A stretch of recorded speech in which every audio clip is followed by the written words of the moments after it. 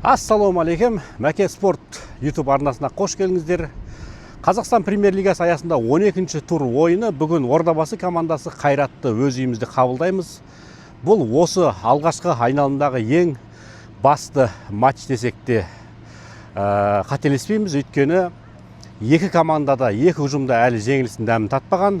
Бүгін керемет ойын болады деп өзім күтудемін. Керемет атмосфера болады дейді, sold out. Ендеше осы ойынды сіздермен бірге тамашалайтын боламыз. Кеттік достар.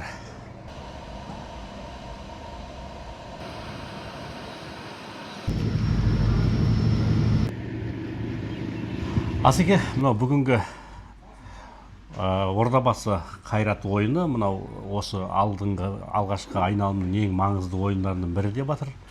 Мынау Шымқалаға қош келіпсіз. Ойын жайлы пікіріңіз?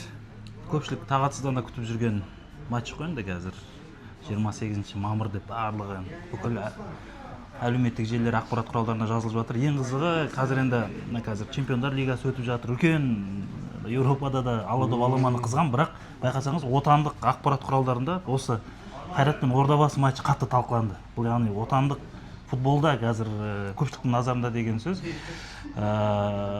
Енді объективті айтайын, мен енді екі команданың да жанкүйері емеспін. Тең болатын сияқты ойын, менің ойымша. Екеуі де өте жақсы дайындалып жатыр. Қазір біліп жатыр, ішкі атмосфераларында настройлары қатты дейді, мотивациялары керемет. Екі жақта да бір жарақат алып, тыс қалып жатқан жігіттер жоқ. Сондықтан менің ойым болжамым сондай. 1-1 немесе 2-2 болатын шығар деген сияқты. 4000-ға жуық Ультрас қозғалысы, Техас Ультрас қозғалысының мүшелері дәл қазір барып Ордабасы командасын 90 минут бойы аяғынан тік тұрып қолдайын деп тұр. Мінекей Шымкенттегі ойын алды атмосферасы осындай.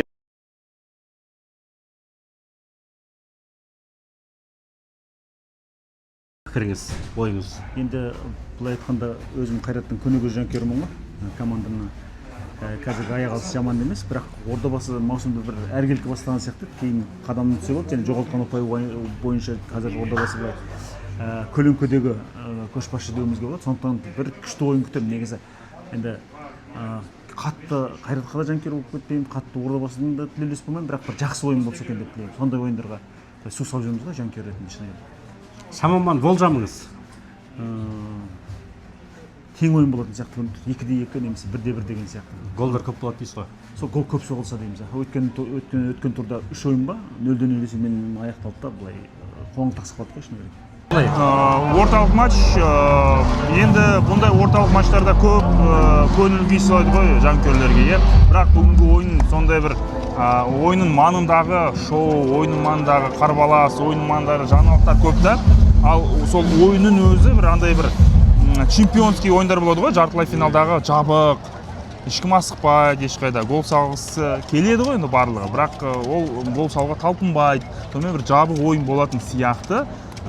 Соңында бірақ бір Дастан Сатпаев секілді 12 гол соқты деді. Азамат Тұяқбаев па, Дастан Сатпаев па, Жаслан Амир ма, негізі маған нейтральный болельщикпін ғой мен, не Ордаға жақтаспаймын, не Қайратқа жақтаспаймын. Сондықтан осындай бір өзіміздің қарагөз балдарымыз гол салса, мен үшін нұр үстіне нұр болады. Сол себептен мен бүгін енді Ордабасыға бір жағынан жеңісті тілейсің де, бірақ барлығы тым тез, тым оңай болып жатыр да Шымкент клубы үшін. Сондықтан олар да кішігін қиналу керек деген себеппен Қайрат бір 5-6 ұпайға адырып кетсе, енді трансферлік терезеде де Ордабасы өте күшті усиление алады. Мен ақпаратым бойынша сіздерге айтып кетейін, Ордабасы қазіргі таңда Ислам Чесаков, танисыздар өздерінің барлықтары, сол кісімен келіссөз жүргізіп жатыр, және тағы да Қазақстан ұлттық құрамасына кандидат қорғаушымен келісім жүргізіп жатыр. Сондықтан екінші айналымда да Ордабасының әлеуеті үлкен болады деп сенемін. Енді сіз енді бірнеше мәрте осы стадионда қонақта болдыңыз. Жалпы сіз әр келген сайын бір өзгерістер бар ма, әлде сол бұрынғыдай жаңағы көрермендер мәдениет жағынан сұрап жатыр? Жоқ, әрине өзгеріс бар. Әрбір матчта жанкүйерлер көп, әрбір матчта Техас фансын шынайы жанкүйерлер өтетін, тоқтамайтын жанкүйерлер көбейді. Жалпы футболда да өте көптеген ілгеру даму бар. Меніңше мен енді маусым басында Мартинді өте қатты былай критикаға алғам. Сынадым, бірақ қазірдің өзінде андай ойыншылармен енді Килама, Абагна, Леон Апель деген ойыншылар қосылғаннан кейін меніңше енді Мартинға жақсы ойыншыларды берсе, ол да бір кішігірім жақсы футболды көрсетеді. Сол себептен әрбір ойыннан ойынға жанкүйерлер де, футболшылар да, клубтың өзі де өсіп келеді. Ордабасы командасының мынау оригинал жидесі, мінекей Никола Антич, арнайы маған өзі мынау футболшылардың қолтаңбасы бар, сыйға тартты. Никола Античке рахмет. Мынау видеоға түсіріп үлгермей қалдық, өйткені өте уақыт тығыз болды. Мінекей естіп мақтанып қойсам болады сіздерге.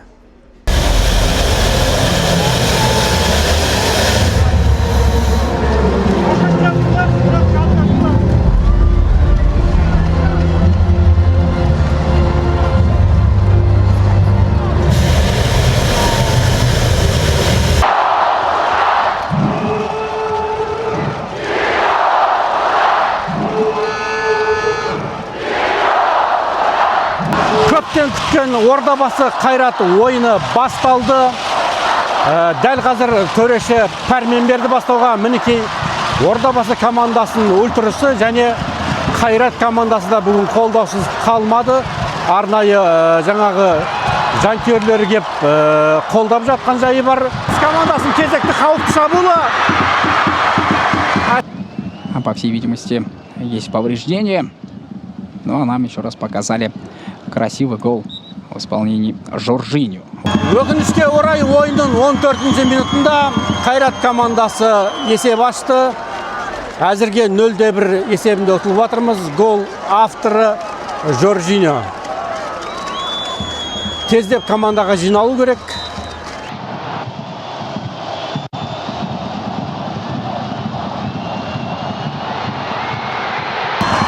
Ордабасы командасы есепті теңестірді, бірақ төреші бар қарайтын сияқты. Мінекей ақылдасып жатыр, жаңағы бардағы көмекшілерімен. Мінекей Килама гол соқты деп таблоға шығарып қойдық. Бұрыштамадан соғылған гол. Қазір енді күтеміз төрешінің әділ шешімін. Гол есепке алынды. Килама лучше, Килама.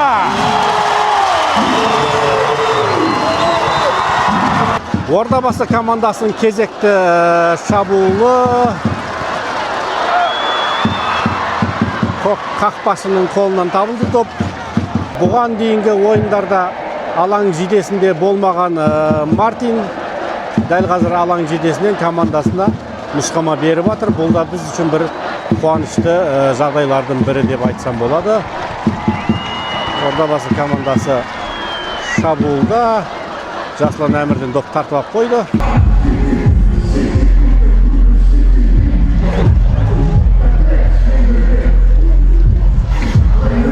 Сиза бір желпіндіріп қойды.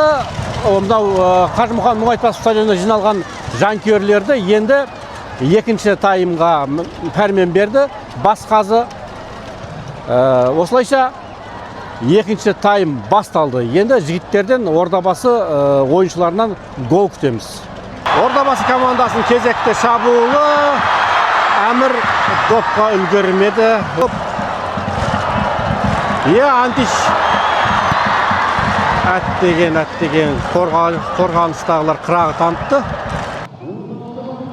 Отличный ложный замах, прострельная передача, серия рикошетов, отскок и гол забивает Астанов Эльхан. 64-я минута матча, Ордабасы выходит вперед.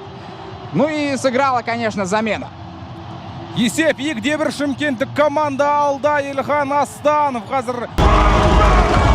Есеп 2-1. Ордабасы командасы Қайратты дәл қазір қапы қалдырды. Былтырғы жылдың үздік қақпашысы Мақтаулы Анарбековтың қолына шығып кеткен допты Килама теңестірген және Эльхан Астановтың соққан голдары Ордабасы командасына 3 ұпай алып келді. Осылайша Ордабасы командасы көш басына шықты. Барша шымкенттіктерді, барша Ордабасы жанкүйерлерін құттықтаймын. Жеңісті күндеріміз жалғасын таба берсін. Алға Шымкент!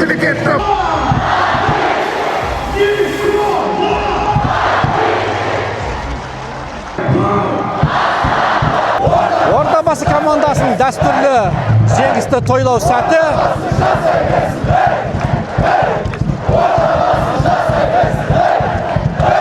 Мінекей осы азаматтар бүгін дәл қазір Шымкенттен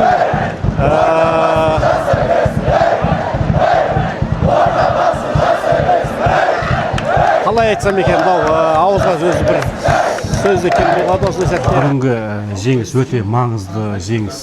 Мынау былтыр алдыңғы жылы бұл қайратты КПЛ-ді жеңбеген едік. Бүгінгі жеңістің бұлай ощущениесі басқа ойындарға қарағанда бөлек па? Негізі бөлектеу деп айтуға болады. Өйткені бұл ойыннан кейін сол таблицаға қарасақ, егер сол бір мен екінші орынның судьбасы решаться етті ғой. Бірақ әлі таблицаға қарау да ерте шығар, потому что чемпионаттың әлі жартысынан көбі алды да. Біз үйде ойнайтын кезде неважно кіммен ойнап жатыр, әр ойында осы болельщиктер үшін 3 ұпай алуға тырысамыз. Мынау енді алда демалыс күндері, бұл енді демалысты қалай өткізесіздер? Жанұямен өзімізде ме әлде бір шетелге барып демалып қайтуға? Мен өзім жанұямен үйде боламын. Үйде боласыз ба? Әркімнің өзінің пландары бар шығар. Рахмет, жеңіс құтты болсын тағы да.